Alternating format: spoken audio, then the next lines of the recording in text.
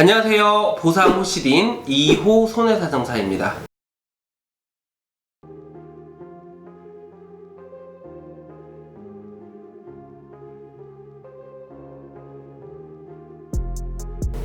상담자는 신호대기 중 가해 차량이 뒤에서 충돌하는 교통사고가 발생하였습니다. 상담자는 사고의 충격으로 허리에 심한 통증을 느꼈으며 급히 병원을 내원하여 정밀검사를 받아보니 추간판 탈졸증 진단을 받았습니다. 병원에서 진단서를 발급받아 보니 질병으로 인한 디스크라고 소견을 들었습니다.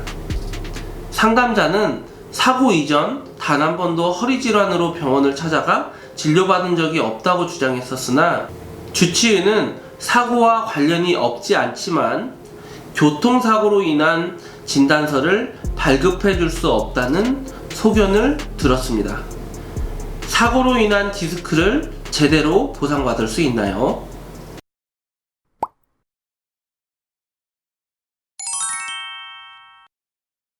교통사고로 사고가 났는데 지금 S코드가 아닌 M코드가 발급된 상황이거든요.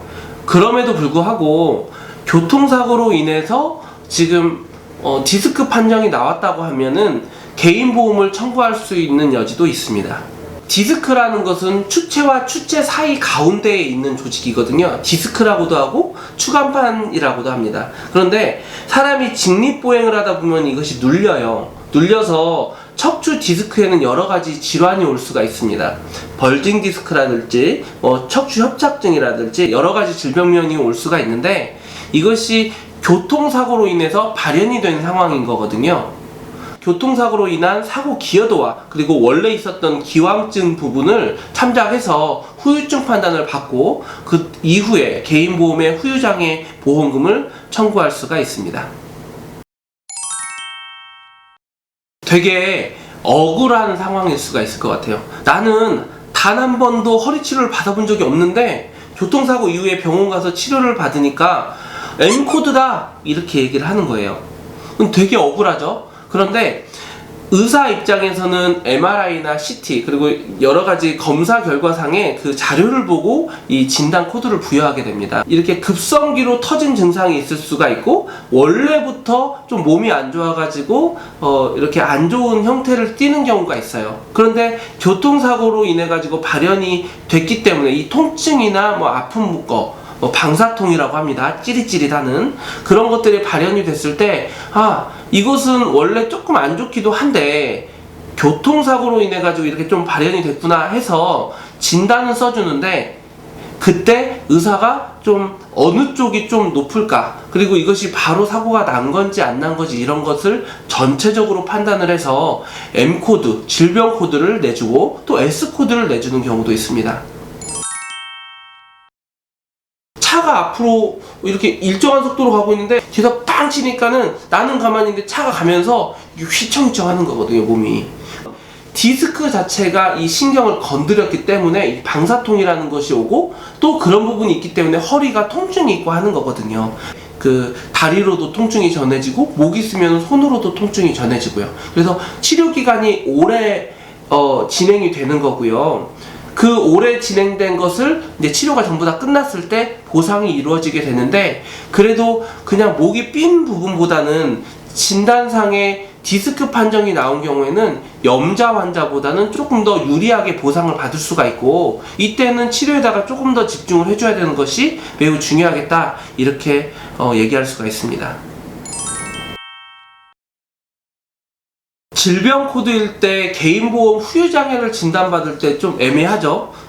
내가 가지고 있는 개인보험 증권에는 상해 후유장애 보험금을 지급하게끔 돼 있는데 실질적으로 내 진단서에는 M코드가 나와 있는 경우거든요.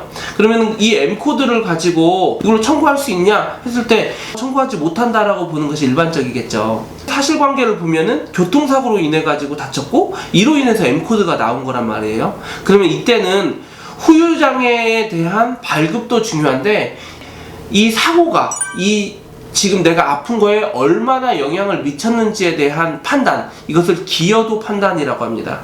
사고 기여도, 사고 기여도가 얼마나 될 것이냐에 대한 판단을 함께 받아서 후유장애 보험금에 후유증 장애 진단서를 같이 첨부를 해가지고 보낸다고 하면 일정한 후유장애 보험금을 담보받을 수가 있다. 근데 이 과정이 조금 쉽지는 않습니다.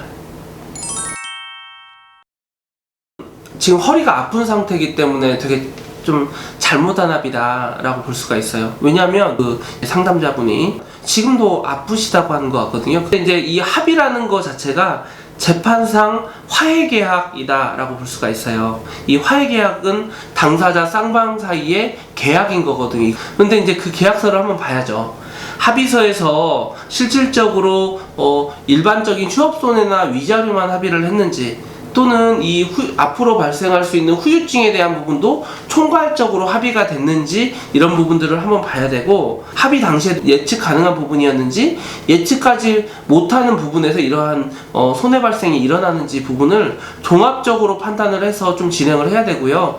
원칙적으로는 150만 원으로 합의를 했다라고 하면 그 150만 원에 대한 합의는 좀 뒤집기가 좀 매우 힘들다, 이렇게 볼 수가 있습니다. 오늘 준비한 영상 어떠셨나요? 아래 더보기를 통해 질문을 남겨주신다고 하면 다음 영상에 참조해서 제작해서 알려드리도록 하겠습니다. 이상 보상 후시딘 이호 손해사정사였습니다. 감사합니다. 구독과 좋아요는 바른 보상의 시작입니다.